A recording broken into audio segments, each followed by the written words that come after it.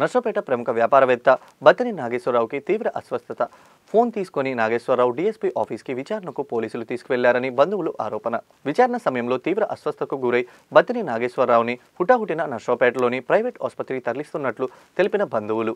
పోలీసులు ఎందుకు రమ్మన్నారో తెలియదని, మమ్మల్ని డీఎస్పీ వేధిస్తున్నారని కుటుంబ సభ్యులు ఆరోపించగా, నాగేశ్వరరావుపై ఉన్న కేసు నిమిత్తం నోటీసులు పంపితే తిరస్కరించారన్న డీఎస్పీ హనుమంతరావు. పట్టణ 1వ స్టేషన్లో SC/ST 307 కేసు నమోదు కావడంతో నోటీసులు పంపామన్న డీఎస్పీ, మా మీద ఏం కేసులున్నాయని అడిగి లాయర్తో వస్తామని వెళ్లారన్న డీఎస్పీ హనుమంతరావు. డీఎస్పీ ఆఫీస్కి తీసుకెళ్ళి ఆడ కూర్చోబెట్టి బయటికి కూడా వదిలిపెట్టకుండా అక్కడే కూర్చోబెడుతున్నారు.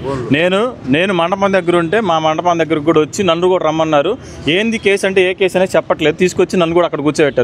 బయటికి పంపించామంటున్నారు. ఏ కేసు అనేది చెప్పకుండా నన్ను మా నాన్నని మా అమ్మని అరెస్ట్ చేస్తాను, చంపేస్తాను, ఎన్కౌంటర్ చేస్తానంటూ మాట్లాడుతున్నారు. ఏందనేది తెలియట్లా.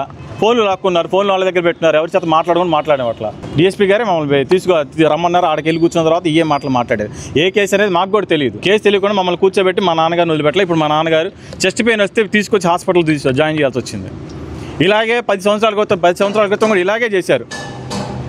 తెలియకుండా ఎందుకు తీసుకొస్తున్నారు కూడా అర్థం కావట్లేదు. ఫేక్ కేసులు పెట్టి మరీ మమ్మల్ని ఇబ్బంది పెడుతున్నారు. FIR ఉందని చెప్పేసి తీసుకొచ్చారు, కానీ ఏ కేసు అనేది ఎక్స్ప్లెయిన్ చేయట్లేదు అసలు ఎవరు.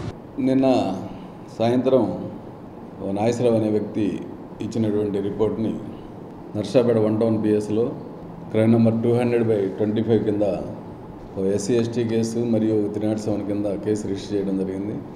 అది SC/ST కేసు కాబట్టి డీఎస్పీ గారు ఇన్వెస్టిగేషన్ చేయాలి కాబట్టి నేను డీఎస్పీ గారి ఇన్వెస్టిగేషన్లో భాగంగా ఇన్వెస్టిగేషన్ టేకప్ చేశాను. అందులో భాగంగా దాంట్లో బత్తెన నాగేశ్వరరావు అనే వ్యక్తి A1, బత్తెన వాళ్ళ అబ్బాయి A2 వాళ్ళని నోటీస్ పంపించాము ఇంటికి.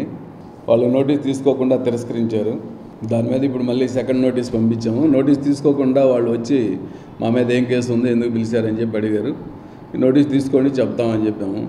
నోటీస్ తీసుకోకుండా వెళ్ళిపోయి మేము లాయర్ని తీసుకొని వస్తామని వెళ్ళారు. అది జరిగింది.